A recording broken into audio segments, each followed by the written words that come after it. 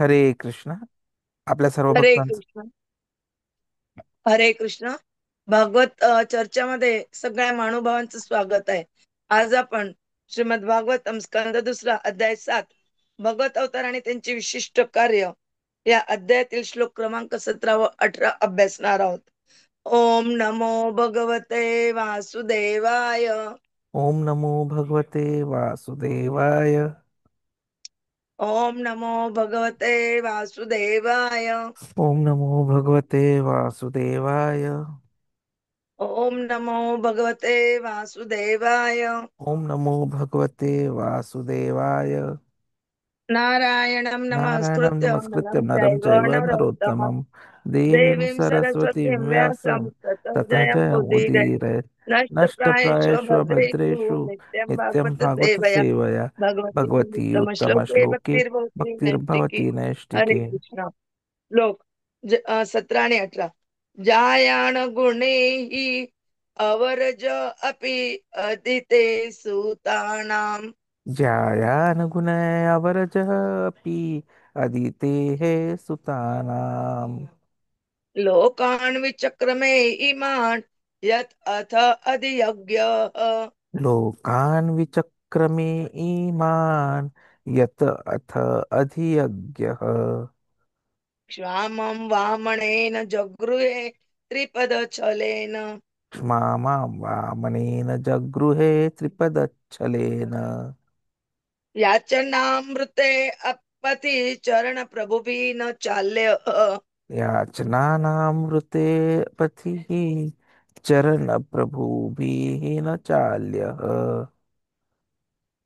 न अर्थ बले अयम् उरुक्रम पाद शौचम् न अर्थबलेः उरुक्रमपादशौचम्. आपः शिखा धृतवत विबुध अधिपत्यम् आपः शिखा धृतवतः विबुध अधिपत्यम्. य वै प्रतिश्रुतं ऋते न चिकीर्षत् अन्यत् यः वै प्रतिश्रुतमृतेन चिकीर्षत् अन्यम्. आत्मानम् अंगमनसा हरे अभिमेने आत्मानम् अङ्गमनसा हरेः अभिमेने. जायान् गुणैः अवरज अपि अदिते सूतानां लोकान् विचक्रमे इमान् यत् अथ यज्ञ क्षामं वामनेन जगृहे त्रिपदचलेन याञ्चनामृते पथि चरण प्रभुभिः न चाल्य न अर्थ बले अयम् उरुक्रम पाद शौचम् आपशिका धृतवतः विबुधाधिपत्यम् यः वै प्रतिश्रुतं रूते न चिकीर्षत् अन्यत् आत्मानम् अंगमनसा हरे अभिमेने. भाषांतर. सर्व भौतिक गुणांच्या पलीकडे असले तरी भगवंत आदित्य नामक अदिती पुत्रांच्या सर्व गुणांपेक्षा श्रेष्ठ ठरले. ते अदितीचे कनिष्ठ पुत्र म्हणून प्रगटले. ब्रह्मांडातील सर्व ग्रह लोकांना पार केल्यामुळे ते स्वतः पुरुषोत्तम भगवान आहेत. तीन पद भूमी मागण्याच्या मिशाने त्यांनी बळी महाराजांची सर्व भूमी काढून घेतली. त्यांनी बळीकडे याचना केली, कारण याचने वाचून कोणाच्या हक्काची संपत्ती कोणती अधिकारी व्यक्ती सुद्धा घेऊ शकत नाही. भगवंताचे चरण कमळ धुतलेले उदक मस्तकी धारण करणाऱ्या बळी महाराजांना त्यांच्या आध्यात्मिक गुरूंनी प्रतिबंध केला होता, तरी त्यांनी आपल्या वचनाशिवाय अन्य कशाचाही विचार केला नाही. भगवंतांना तिसरे पाऊल ठेवण्यासाठी त्यांनी स्वतःचे शरीर समर्पित केले. अशा व्यक्तींसाठी स्वबळावर जिंकलेले स्वर्गाचे राज्य सुद्धा किंचितही महत्वाचे नव्हते. ओम ज्ञानतिमिरन्धस्य ज्ञानाञ्जनशलाकया चक्षुरुन्मीलितं येन तस्मै श्रीगुरवे नमः. श्रीचैतन्यमनोभीष्टं स्थापितं येन भूतले स्वयं रूपः कदा मह्यं ददाति स्वपदान्तिकं. वन्देऽहं श्रीगुरोः श्रीयुतपदकमलं श्रीगुरून् वैष्णवाञ्च श्रीरूपं साग्रजातं सगण रघुनाथान्वितं तं सजीवं साद्वैतं सावधूतं परिजन सहितं कृष्ण चैतन्य देवं श्री राधा कृष्ण पादान् सगण ललिता श्री विशाखान्वितांच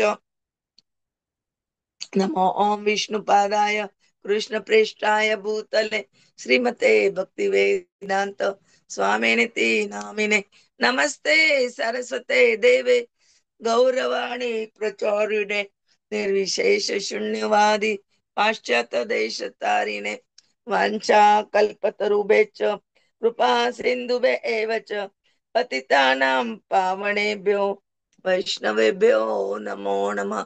जय श्री कृष्ण चैतन्य प्रभु नित्यानंद श्री अद्वैत गदाधर वासादि गौर भक्तवृंद हरे कृष्ण कृष्ण कृष्ण हरे हरे हरे राम राम राम हरे हरे हरे कृष्ण कृष्ण कृष्ण हरे हरे हरे राम राम राम हरे हरे कृष्ण हरे कृष्ण कृष्ण कृष्ण हरे हरे हरे राम राम राम हरे हरे हरे कृष्ण। आज आपण स्कंद दुसरा अध्याय 7 भगवत अवतार आणि त्यांचे विशिष्ट कार्य या अध्यायातील श्लोक क्रमांक 17 व 18 समजून घेत आहोत। आपण 15 व 16 श्लोकामध्ये गजेंद्र गजेंद्राचं कसं त्यांनी उद्धार केला भगवंतांनी हरी अवतार घेऊन ते सांगितल्यानंतर आता या श्लोकामध्ये ते 17 व 18 या दोन श्लोकांमध्ये ते वामन भगवंताचा अ, जे प्राकट्य भगवंताने अवतार जे घेतले भगवान रूप वामन भगवानच्या रूपाने त्याविषयी या दोघं श्लोकांमध्ये चर्चा करण्यात आलेली आहे।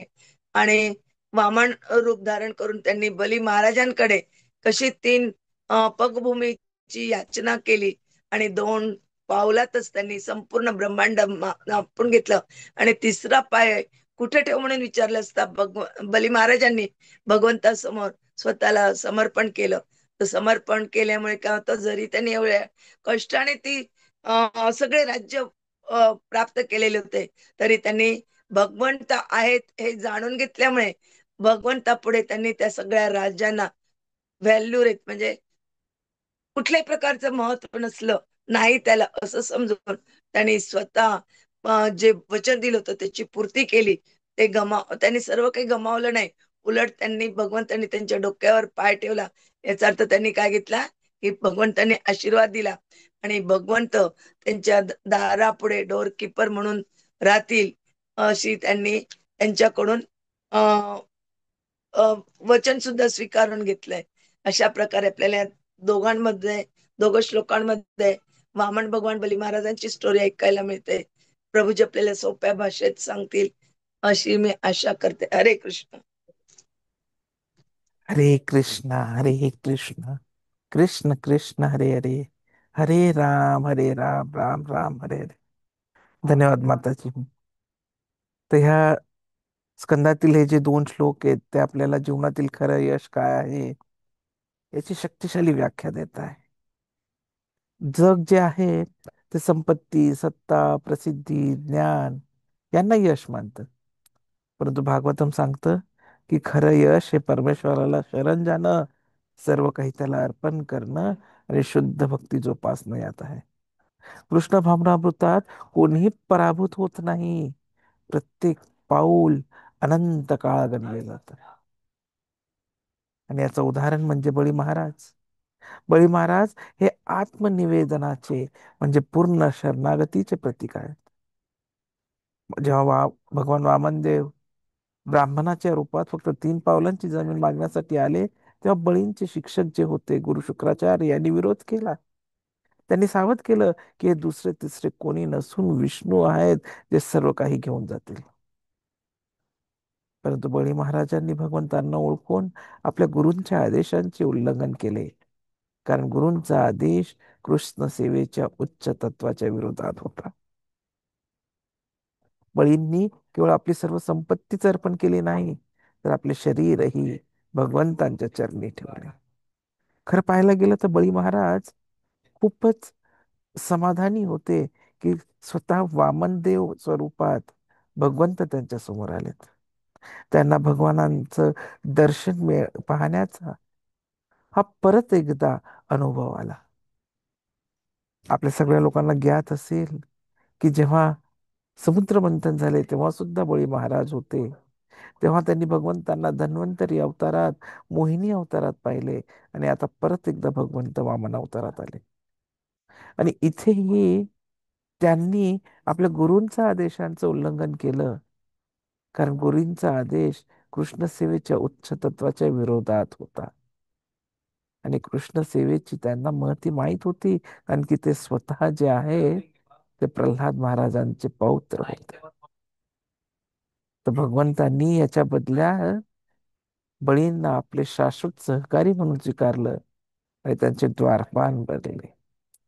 यावरून सिद्ध होतं की भगवंताला शरण गेल्याने कधीही नुकसान होत नाही. परंतु एक घटना इथे जी होती ती म्हणजे गुरुच्या आदेशाला नकार देणं. तर प्रश्न उठतो, आपण नकार कधी द्यावा? गुरु हे शास्त्र आणि कृष्ण इच्छेनुसार असतात, तेव्हाच पूजनीय असतात. जर ते आपल्याला संसारिक हेतूंकडे वळवत असतील तर अशा आदेशांचा आदरपूर्वक नकार द्यावा लागतो. सांसारिक स्वार्थपूर्ण महत्वाकांक्षेसह आध्यात्मिक जीवन कधीही शक्य नाही. राजा बळींच्या निवडीने या उच्च आज्ञापालनाचे उदाहरण दिले आहे. पण शुक्राचार्यांनी हा चुकीचा मार्ग का स्वीकारला? तर उत्तर आहे सांसारिक इच्छा. जागतिक लाभाची लालसा निर्णय क्षमता ढासळते. सांसारिक हेतूंनी मिश्रित आध्यात्मिक जीवन पतनाकडे नेते. तर मुख्य बोध हाच की आध्यात्मिक जीवन सांसारिक गणनांवर आधारित असू शकत नाही.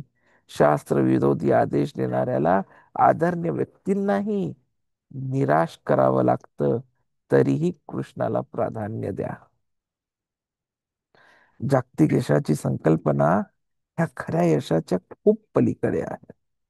समाज श्रीमंत सांसारिक यशस्वी व्यक्तींना यशस्वी मानतो. आधुनिक शिक्षण सांसारिक यशस्वी व्यक्तींना यश मानते. परंतु भागवतम स्मरण करून देतं की हे यश तात्पुरतं आहे, मागील कर्मांचं फळ आहे, आणि भविष्यातील जन्मात पतनही घडू शकतं. वैभव हे मागील पुण्यामुळे असू शकतं, ते भविष्यातील शुभ जन्माची खात्री देत नाही. खरं यश म्हणजे पाप आणि निम्न इच्छांपासून मुक्ती. काम, क्रोध, लोभ, मोह, मत्सर याच्यापासून दुरावा, सत्यनिष्ठ जीवन आणि कृष्ण भावनामृताचा निसंकोच अभ्यास. जसं भगवंत स्वतः 40व्या श्लोकात सांगतात भगवद्गीतेच्या दुसऱ्या अध्यायात, की या कार्यात नुकसान किंवा न्यूनता नाही, आणि अगदी थोडी प्रगती सुद्धा मोठ्या संकटांपासून संरक्षण करू शकते. तर कृष्ण भावनामृतातील प्रत्येक पाऊल शाश्वत आहे. सांसारिक यश शरीरासोबत नष्ट होते. खर तर हा आध्यात्मिक संनाद आहे. थोडीशी प्रगती पुढील जन्मात चालू राहते, 1% पुढच्या वेळी 2% होते. या शास्त्रीय तत्वानुसार सुसंस्कृत ब्राह्मण किंवा श्रीमंत कुटुंबात जन्म व्यक्ती पुन्हा सुरू करण्यासाठी व्यासपट बनतो. अजामिल्याचे उदाहरण आहे की अगदी उशिरा भगवंताकडे वळल्यानेही पूर्ण कृपा प्राप्त होऊ शकते. आणि म्हणून अनेकदा सोडून देणे हृदयाला मुक्त करते. जसजसं भक्ती सेवेत प्रगती होते आणि स्वेच्छेने तात्पुरत्या संपत्तीचे सेवेसाठी आदान प्रदान केले जाते, तसे तसे मायेची आसक्ती कमी होते. साधेपणा म्हणजे वंचितपणा नाही, तो साधनेसाठी जागा निर्माण करणं आहे. जीवनाने आपल्याला हळूहळू वानप्रस्थ आणि संन्यासासाठी तयार केले पाहिजे. व्यावहारिक दृष्ट्या वानप्रस्थ म्हणजे पती अधिक तपश्चर्या आणि प्रवास स्वीकारतो. पती संरक्षित राहते, सामान्यतः मुलाद्वारे, आणि भजन आणि सेवेत मग्न राहते. तर भक्तीत कधीही पराभव नाही. श्री प्रभुपाद यांनी त्यांचा स्वतःचा अनुभव सांगितला. मी 3 मुलांना सोडले, पण आता माझ्याकडे 300 मुले आहेत. मी काही गमावले नाही. कृष्ण भावनामृतात कोणीही पराभूत होत नाही. जरी आपण सांसारिक सुखांचा त्याग आध्यात्मिक सेवेसाठी केला तरी आपल्याला दैवी सहवास, शाश्वत आनंद आणि मुक्ती यामध्ये अनंत पटीने अधिक मिळते. भक्तीतील प्रगती कधीही व्यर्थ जात नाही. एखादा खाली जरी पडला तरी अजामिल किंवा गजेंद्र यांच्याप्रमाणे भगवान योग्य वेळी स्मरण करतात आणि त्यांना मुक्त करतात. आवश्यकता आहे ती गुरु आणि कृष्णावर विश्वासाची, कारण की त्याची शक्ती अनंत आहे. गुरु आणि कृष्ण यांच्यावरील विश्वास हा यशाची किल्ली आहे. उपनिषदे सांगतात, ज्या महान आत्म्यांना भगवान आणि आध्यात्मिक गुरूंवर पूर्ण विश्वास आहे त्यांनाच वेदाचे सर्व अर्थ प्रकट होतात. भगवान चैतन्य यांनी याचे उत्तम उदाहरण दिले. त्यांनी कधीही आपल्या आध्यात्मिक गुरूंच्या आदेशाचे उल्लंघन केले नाही. त्यांच्या गुरूंच्या आदेशानुसार त्यांनी संकीर्तन चळवळ पसरवली. धर्म, अर्थ, काम आणि मोक्ष यांच्या पारंपरिक साधनांचा त्याग केला. चैतन्य शिक्षामध्ये आपण पाहतो, चैतन्य चरित्रामृत आदी लीलामध्ये, की धर्म, अर्थ, काम, मोक्षासाठी प्रयत्न करणे प्रेम विकसित करण्यापेक्षा कमी आहे. नाम संकल्पनाचा आनंद ब्रह्मानंदाला मागे टाकतो, जणू सागर विरुद्ध उथा. त्यांनी घोषित केलं की भगवंतांवरील प्रेम विकसित करणे हा जीवनाचा सर्वोच्च सिद्धी आहे आणि कीर्तनाचा हा आनंद हा व्यक्त ब्रह्मानंदापेक्षा कितीतरी प्रतीने श्रेष्ठ आहे. तर त्याग आणि साधेपणा हे खूप महत्वाचं आहे. आपले शरीर, कुटुंब, संपत्ती, मालमत्ता तात्पुरत्या आहेत. आध्यात्मिक प्रगतीसाठी कमीत कमी गरजांसह जगायला शिकणे आणि संसाधने कृष्ण सेवेसाठी वापरणे आवश्यक आहे. आणि अंततः वानप्रस्थ आणि संन्यास जीवनासाठी तयारी करावी लागते, हळूहळू सांसारिक बंधनांपासून अलिप्त होत जाऊन. आणि आपल्या सुदैवाने कलियुगाचा फायदा देखील आहे.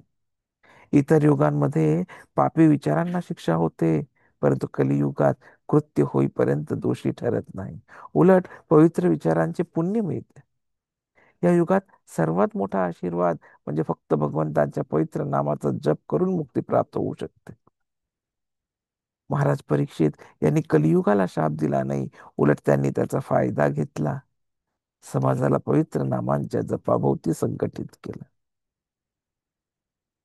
आणि आपल्यासाठी प्रभुपादजी सांगतात की सत्संग आणि स्मरण महत्वाचं आहे. भक्तांचा सहवास अत्यावश्यक आहे. त्या शेवटी एखादा खाली पडू शकतो, पतन होऊ शकते. जर एखाद्याने खरोखर जप केला आणि सहवास ठेवला तर जीवनाच्या कुठल्याही संकटात कृष्ण विसरले जाणार नाही. आणि तरीही पडलेला भक्त कधी कृष्णाकडून विसरला जात नाही. गजेंद्राप्रमाणे ज्याने हस्ती असतानाही आपल्या पूर्वीच्या प्रार्थना आठवल्या, भक्ताला भगवान योग्य वेळी वाचवतात. हरिदास ठाकूरांचं उदाहरण घेतलं तर मारहाण आणि अपमान सहन करला तरी कृष्ण भावनामृतात कधीही पराभूत झाले नाही. म्हणून श्री चैतन्य महाप्रभूंच्या सूचनेनुसार नम्रता, सहनशीलता, दृढ निश्चयाने पवित्र नामांचा निरंतर जप करावा. आजच्या या श्लोकातून आपल्याला महत्वपूर्ण व्यावहारिक अनुप्रयोग देखील पाहायला मिळतात. पहिलं म्हणजे खरं यश हे डॉलर्स, पदव्या किंवा पदांमध्ये मोजले जात नाही, तर कृष्णावरील प्रेम जागृत होण्यात आहे. दुसरं, साधं जगा, पूर्णपणे सेवा करा, स्वेच्छेने मालमत्ता कमी करा, साधनेसाठी वेळ आणि मन मोकळं करा, हळूहळू वानप्रस्थ संन्यासासाठी तयार व्हा. तिसरं, प्रसादम योग्य रीतीने अर्पण करा. श्री प्रभुपादांनी सांगितलेले मंत्र मानके पाळा, स्वैर पद्धतीने सुधारणा करू नका. चौथं, वितरित केलेली पुस्तके वाचा. प्रभुपाद जेव्हा भक्तांनी वितरण केलेली पुस्तके वाचली नाहीत तेव्हा नाराज झाले. पुस्तकांचे अनुसरण करा, मतांचे नाही. पाचवं म्हणजे बळी महाराजांप्रमाणे शरणागती, चैतन्यांप्रमाणे विश्वास, साधेपणाने जीवन, प्रामाणिक जग आणि भक्तांचा सहवास कधी न सोडता आपण शाश्वत विजय मिळवू शकतो. तीन सूत्र आहेत: शुद्धता ही शक्ती, प्रचार हा सार आणि उपयुक्तता हे तत्व आहे. अशा प्रकारे श्रीमद भगवान आपल्याला शिकवतात की खरं यश म्हणजे मायेपासून मुक्ती, भगवंताला शरण जाणे आणि त्यांच्या प्रेमेत सेवेत गुंतणे. तर कृष्ण भावनामृतात कोणीही पराभूत होत नाही. अगदी छोटे पाऊलही शाश्वत लाभ आणते. परंतु जागतिक यश मृत्यूबरोबर नष्ट होते. म्हणून खऱ्या यशाचे रहस्य म्हणजे भगवान कृष्णाला विश्वासूपणे शरण जाणे आणि भक्तिमय सेवा करत राहणे.